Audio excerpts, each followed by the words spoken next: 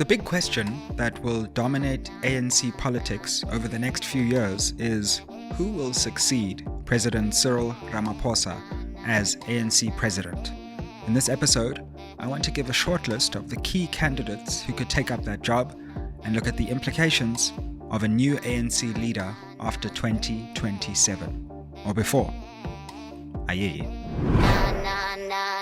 Spread the fire. Welcome back to SMWX, your number one destination for deep explorations of South African politics and current affairs.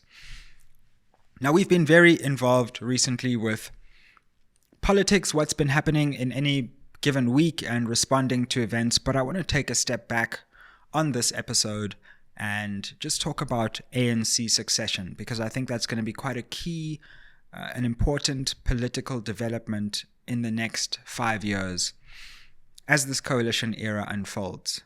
Now, I want to give you a background and tell you the timeline of what to expect. Then I want to look at a few potential candidates for the next ANC president and talk about their strengths, their weaknesses, and give you a lay of the land.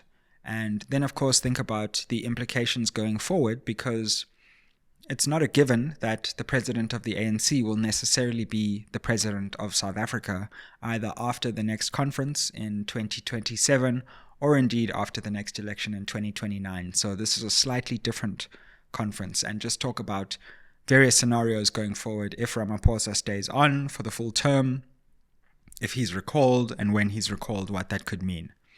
So we'll take a look at what I will call the three older candidates, or the three front-runner candidates, and then we'll also take a look at two younger but potentially equally interesting candidates as well. So stick around to figure out and find out who those are. So I want to start with the key candidates who are in the old age bracket. Now, sadly, the ANC, at least in the democratic era, this wasn't always true of the party before because it's had many young leaders, has tended to fall back on a very old leadership cohort.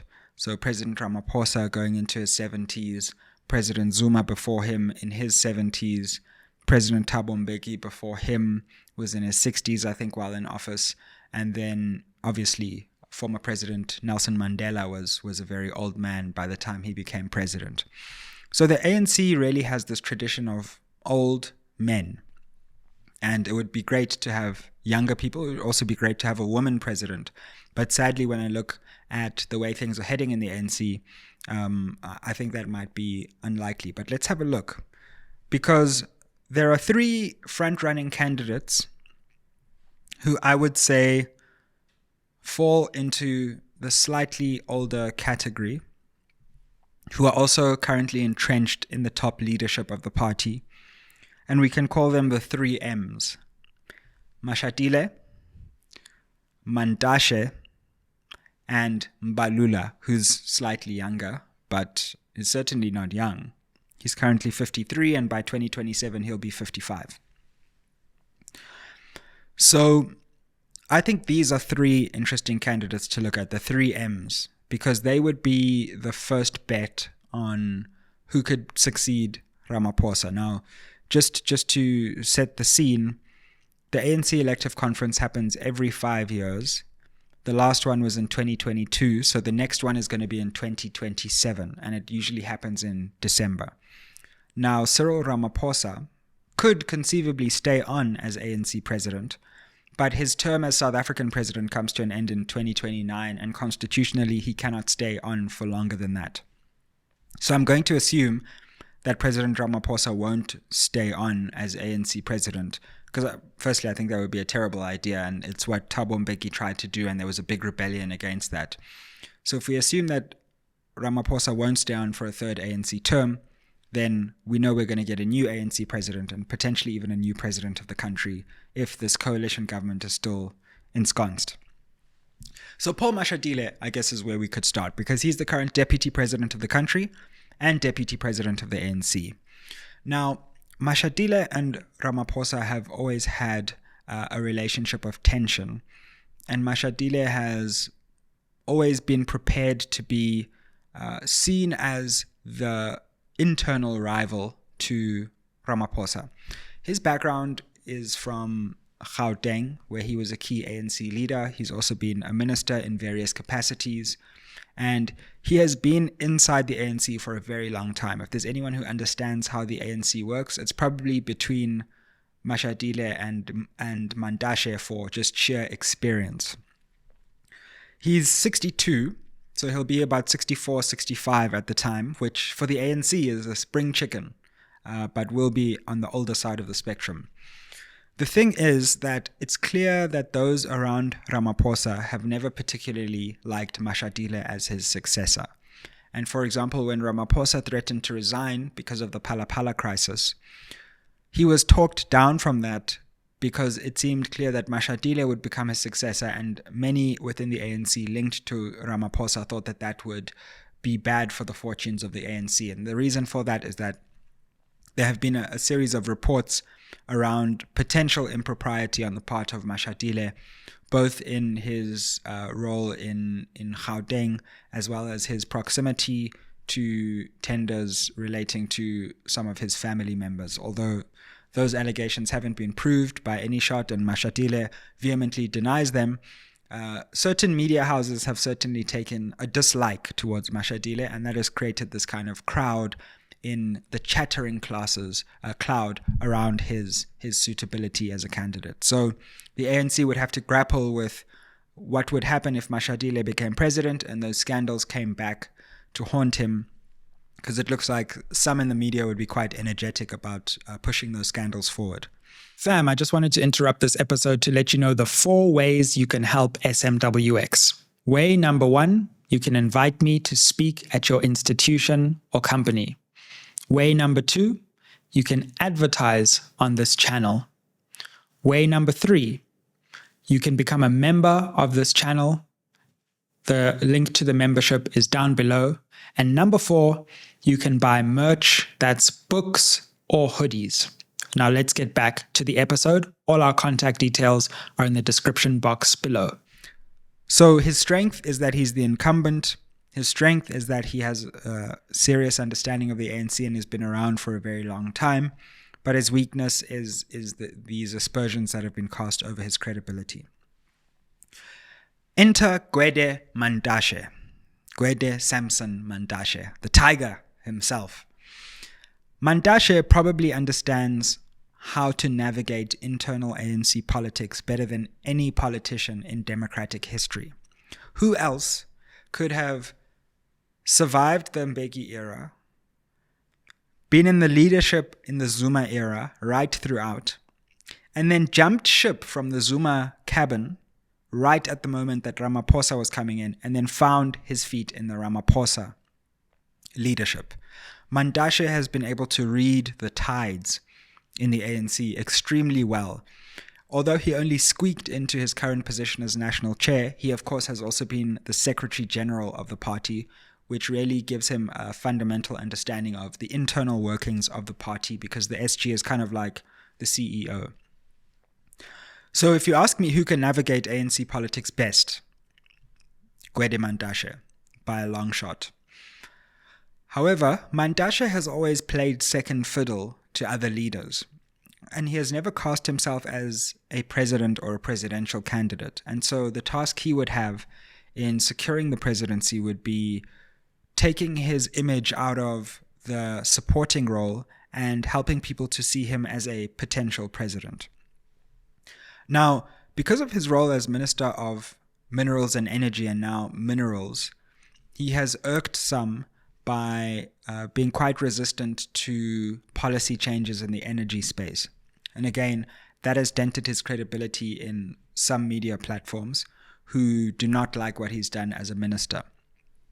At the same time, he may be seen as something of a flip-flopper, to the extent that 1 minute he's with the Zuma camp, the next he's with the Ramaphosa camp, and it's never easy to know exactly where Mantashe stands, because he's always reading the tea leaves and putting his lot in with the group that he thinks will take leadership in the ANC. There's nothing wrong with that. That's the game of politics. But it doesn't augur well for knowing exactly where Mantashe stands. So the question is, could Mantashe catapult himself into the presidential limelight, or would he be comfortable still playing these supporting roles, maybe as deputy president, maybe staying on as chair?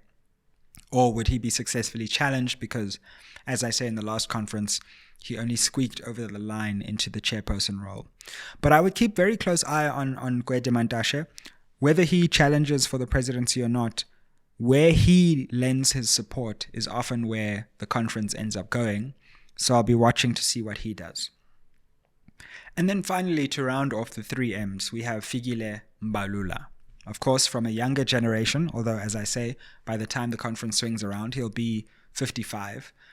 And Mbalula, again, is someone who's been in the ANC for a very long time, youth league leader, rose through the ranks of the ANC, became a minister, and then also became the Secretary General of the party. Recently, at the recent conference, again, by quite a narrow margin. And the question really is, has Mbalula been able to centralize and understand power within the ANC enough so that he can then use that base from the SG office, which we've seen very rarely, to go from SG to president, to then maybe say, okay, look, there's going to be a vacuum after Ramaphosa. Mashatile and Mantashe may or may not have these ambitions. Let's have a new generation coming into the presidency, and can he use the party machinery that he understands for his own benefit?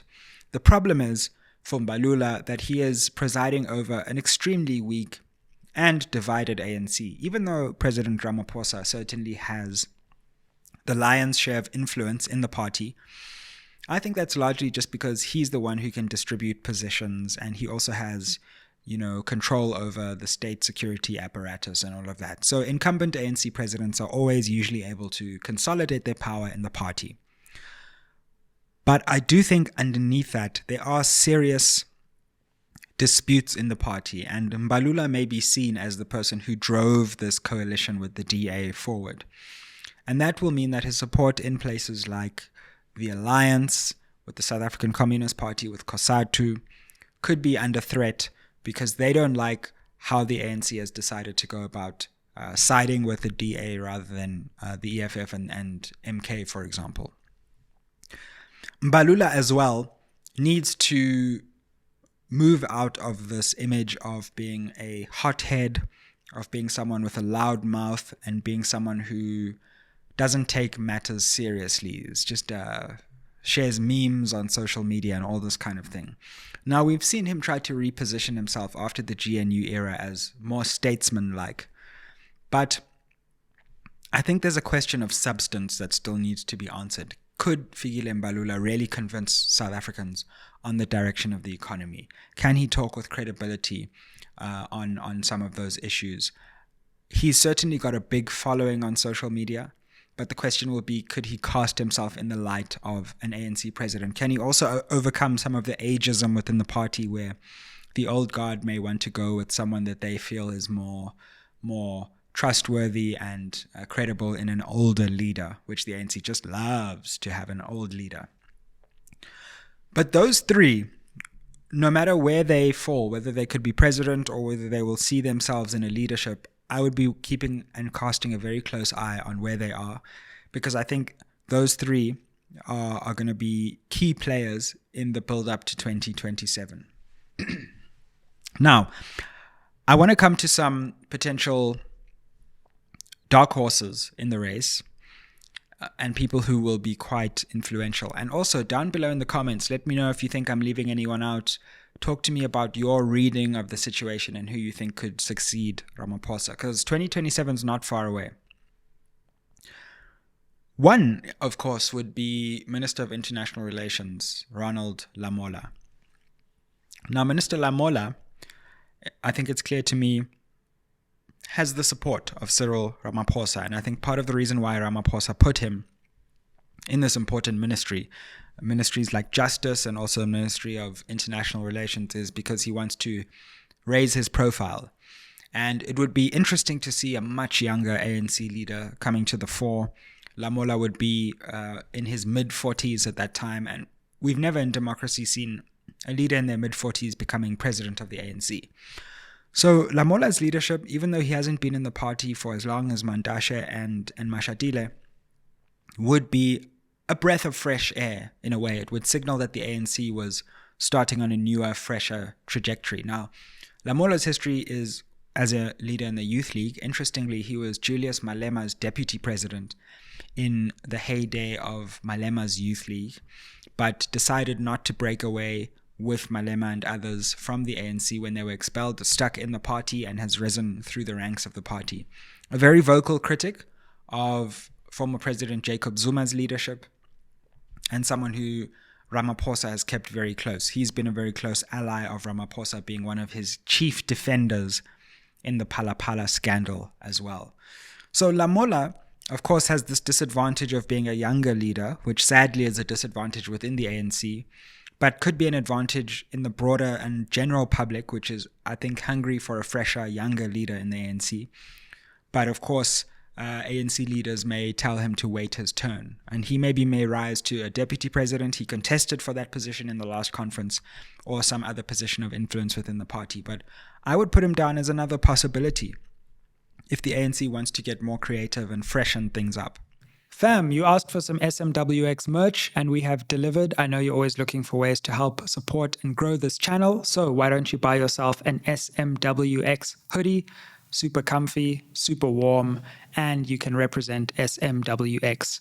You can check the link down below for how to buy your SMWX hoodie and help build and grow this channel so we can bring you more interviews, more analysis, and more educational insights. Now let's get back to it. Another person I would look at, and you might be surprised by this, is Sizwe Ramokgopa, the Minister of Electricity. Now, the reason I say that is because if Ramokgopa can continue on this trajectory of resolving South Africa's energy crisis, he will be one of the most popular politicians in South Africa, simply because he will be the one person who can say, I helped solve load shedding. And that will be a very powerful political currency, both inside the ANC, but also outside the ANC, where he will be the kind of politician who develops good public will. I think even though many people don't like the ANC, they see Ramokgopa as one of the better leaders within the party. Of course, he holds a PhD. He's someone who can speak credibly not only on energy questions, but also on questions of the economy, and someone whose voice carries a certain amount of heft and weight.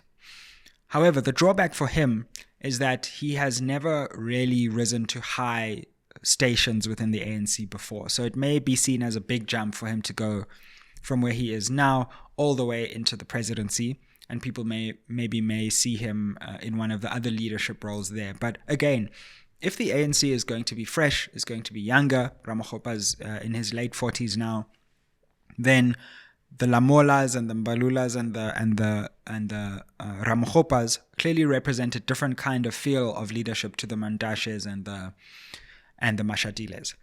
So perhaps Ramokgopa. Just to end off, I think someone who's going to play an interesting and important role is Gauteng Premier Panyaza Lesufi. Will he want to move from the provincial sphere to the national sphere?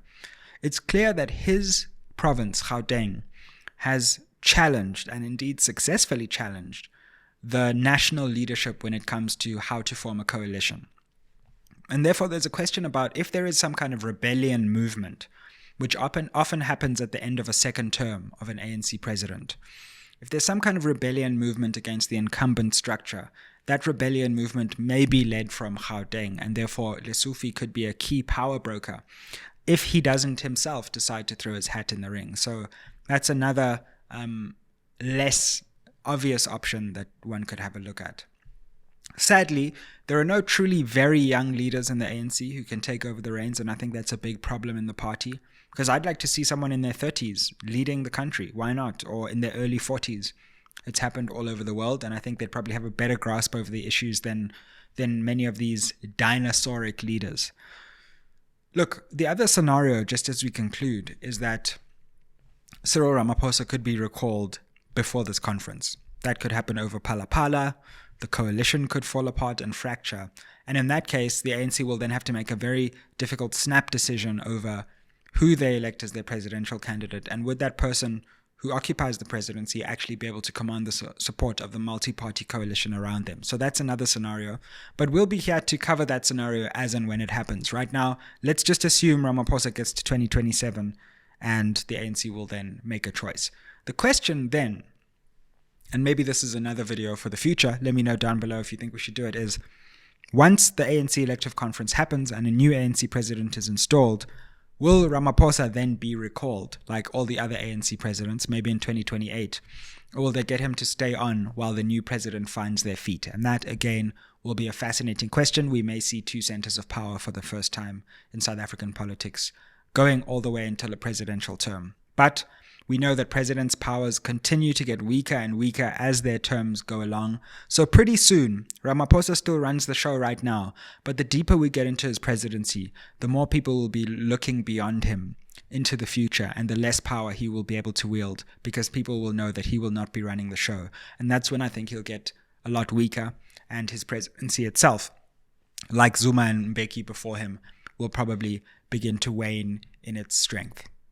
But all that is for the future. Today I just wanted to start thinking about what a new ANC could look like, who the leaders are. It's very sad that women leadership within the ANC is not on the horizon as far as I can see. However, it would be great to see a woman leading the ANC. We saw Nkosazana Dlamini Zuma's campaign, and hopefully someone can come from the ranks of the ANC, where there is quite a lot of gender representation further down within the ANC, NEC, but we never seem to see that representation rising right to the top of the party. So that would be another welcome and wonderful development. Someone like Naledi Pandor has obviously enjoyed a lot of support, but looks like she's on her way out and is looking forward to retirement. So that's completely understandable. Like, share, subscribe, help us get to 200,000 subscribers, and let me know down below how you're seeing the ANC leadership race shaking up. Yes, we're already there. We're already starting to talk about these things, and I'm keen to hear your views down below. You don't have to agree.